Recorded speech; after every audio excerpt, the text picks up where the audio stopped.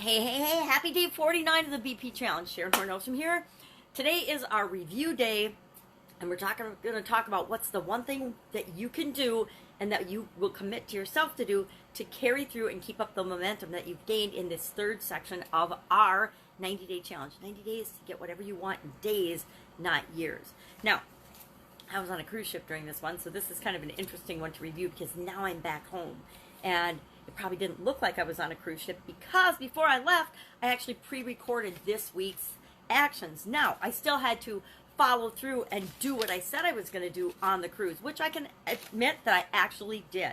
So let's talk about what we did as part of this third section of the challenge. Remember, what we're doing in this 90-day challenge is we're going over the process that you use to face any challenge in life, probably at least 5 times, really 6 times if you look at the overall challenge as another one. And by the time you've gone through this 6 or 7 times, it is ingrained in your being. It will become an automatic way of dealing with challenges and problems and obstacles that pop up in your life. Does anybody else have obstacles and challenges that pop up in their life every once in a while? I sure do. I've got a great big new one now after the BP challenge, after my blood pressure and getting that down. I've got another big challenge that I know that will be the next thing that I address. And I'll probably do it on a 90-day push just like this one.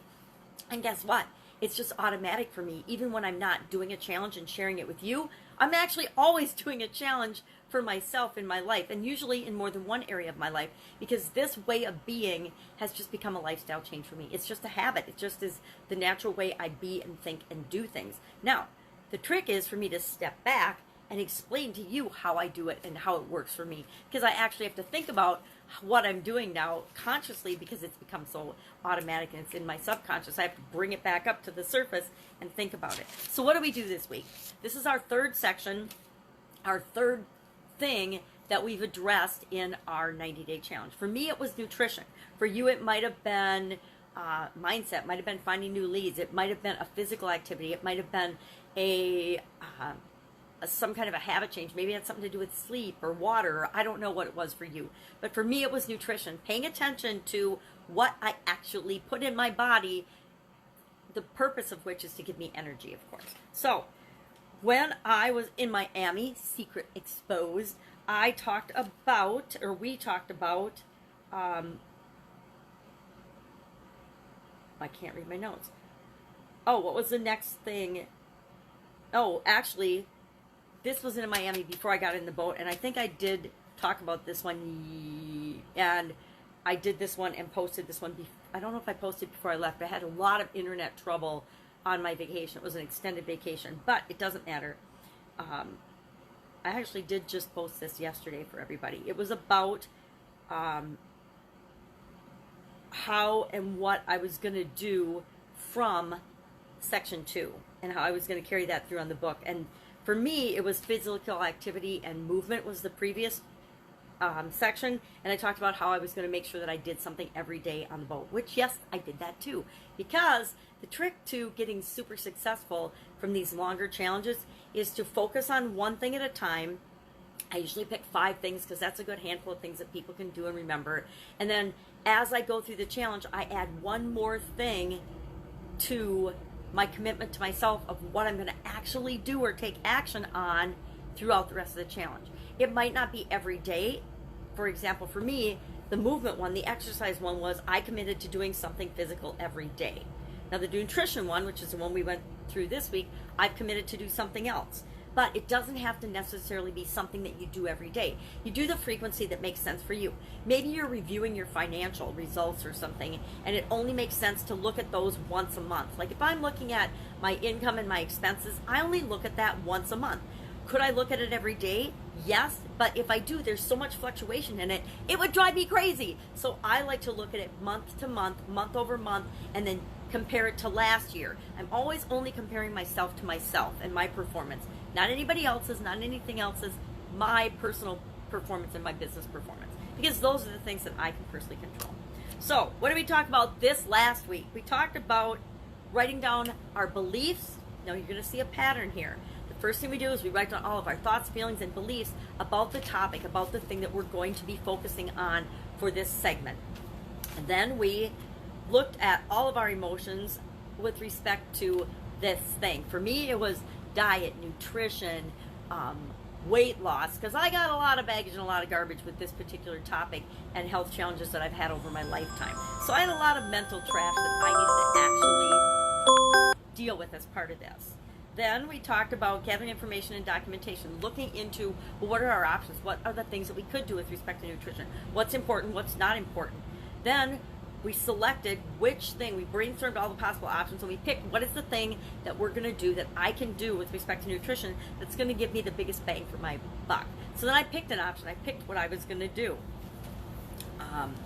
And then I asked myself, well, I did a review check and I asked myself, how's it going? I listed out what was working, what wasn't working, and then I just observed the results that I was getting. Was I feeling more energy when I ate certain foods? Was I feeling less energy or lethargic? Or did I want to just lay down on the deck and take a nap, or lay down and take a nap anywhere in the afternoon because I had consumed too much sugar or too much processed food? What was it? Remember, we're always using ourselves as our own science experiment because we're the only one that can actually feel for ourselves and observe for ourselves and experience things for ourselves. And so we always have to be our own best detective to figure out what works for us and what doesn't work for us. And we're also the only one that actually knows when we're cutting ourselves too much slack or we're not cutting ourselves enough slack. We are always our own worst critic, but we need to be more of our own best friend, especially when it comes to judging ourselves. We should never, ever compare ourselves to anyone else. We should only ever compare ourselves to who I was yesterday versus who I am today. Or if you need a longer term frame of reference, do that. But we always want to be on this continuous improvement to be a better human being journey. So then, after looking at the results, created a system and a process for systematizing that thing. My thing, and the thing I'm going to carry with me, I'm going to jump to that, is I'm going to continue to document absolutely everything I stick in my body till the end of the 90-day challenge. After that, I might stop, but until the end of the 90-day challenge, I'm going to continue to commit to, and this is just a little messy notebook, tracking absolutely everything I put in my mouth. Now, I'm not tracking beverages so much unless it's like a beverage with a lot of calories or sodium or something that I think will impact how I feel. So if I have a glass of wine, I'll write that down. But if I have water, I don't write that down. If I have, unsweetened iced tea, I'm not going to write that down.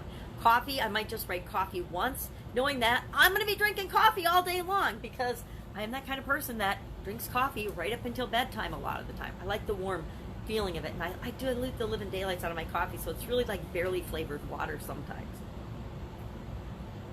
But I like the idea of coffee and energy, so I drink a lot of it. So I may or may not write that down. Now, for example, this morning I already wrote down coffee. But the thing I'm going to do till the end of the challenge is I'm going to carry a little notebook like this with me, and every time I eat something, I'm going to write it down in the little book.